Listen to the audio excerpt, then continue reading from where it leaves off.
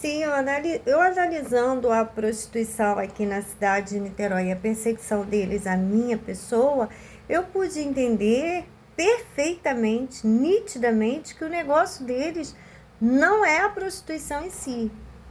Até é a prostituição em si numa situação básica, certo? Mas o objetivo da prostituição é se infiltrar em setores, famílias, países, nações e ali expandir as características criminosas próprias de explorador sexual, prostitutas e filhos, que consiste tão somente em se valer dessa facilidade que eles têm de acesso sexual às pessoas, que é incomum para as famílias honestas e dignas, né?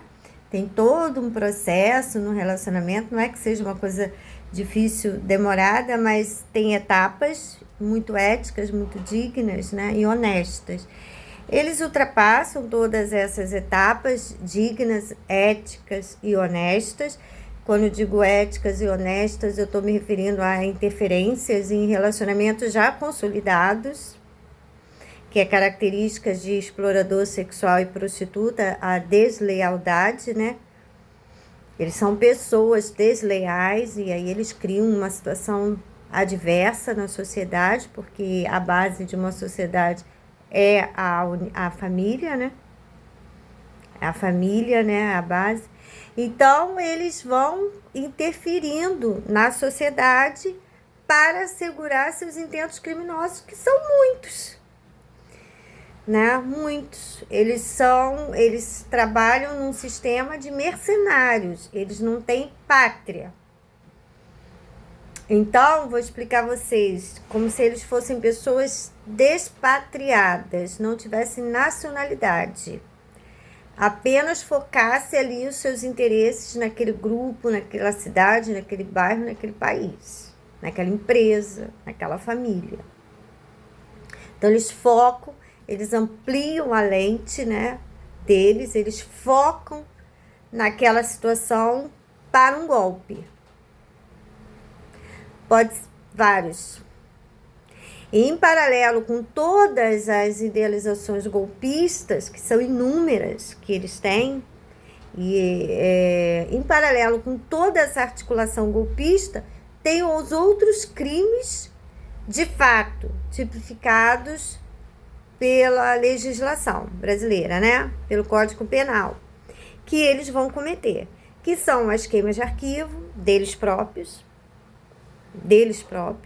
as queimas de arquivo, as execuções de policiais, a retirada de pessoas que provavelmente já estamos numa situação em paralelo, né?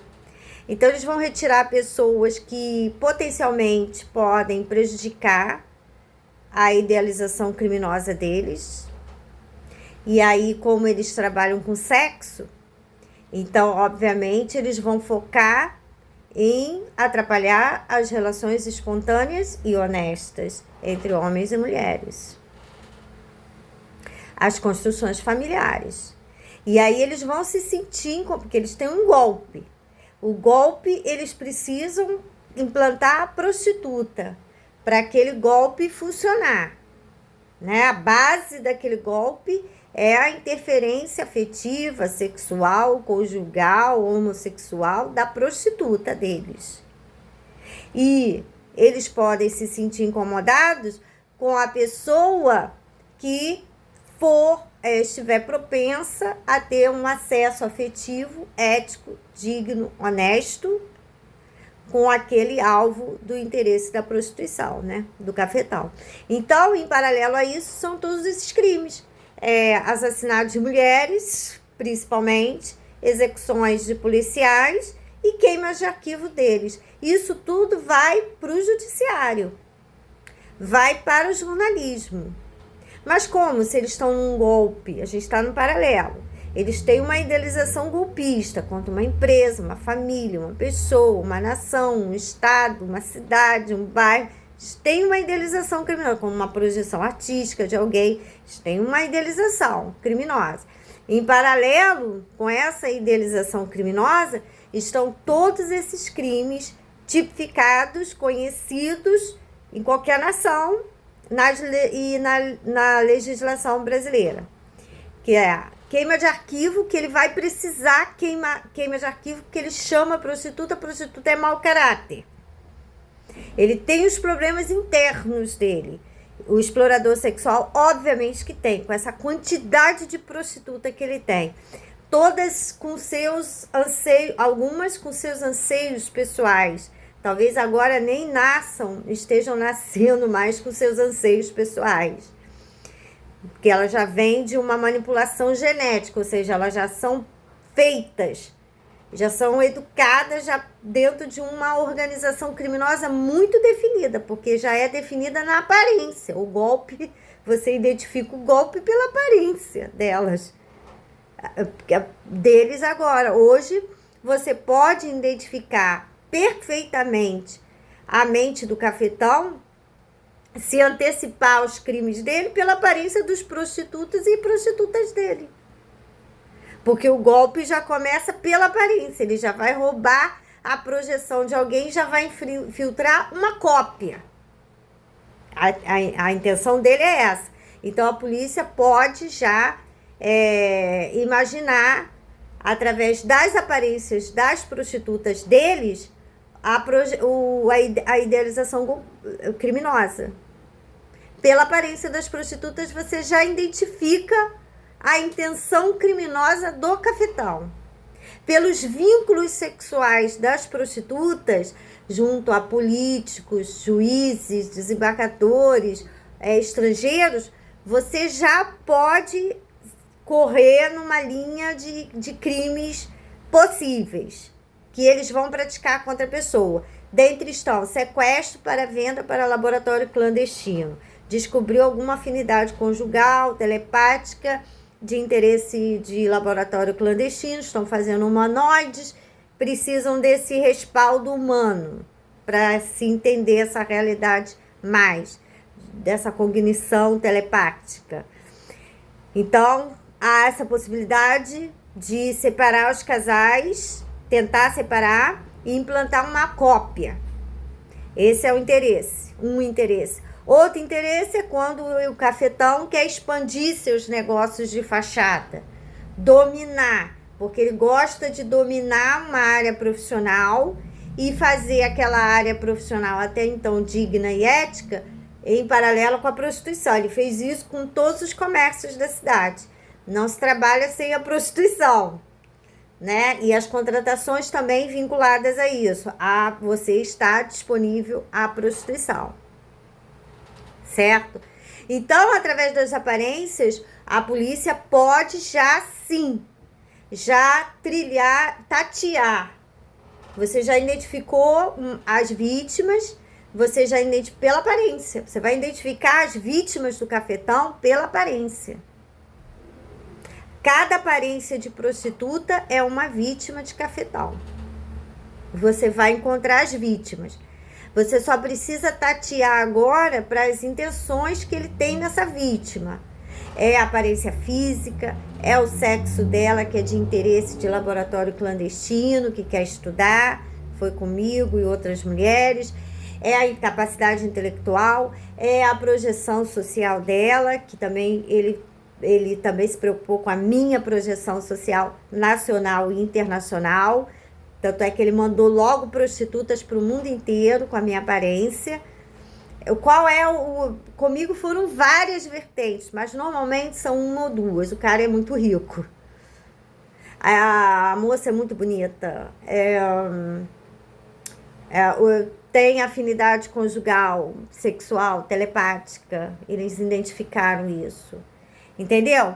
Então, comigo foram muitas. Ele cobiçou em mim, tudo em mim, né?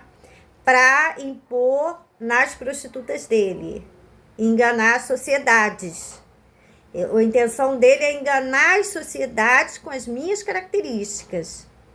Então, ele observa as minhas características e tenta implantar no fantoche, que é a prostituta, para enganar as sociedades, as nações, as pessoas, certo?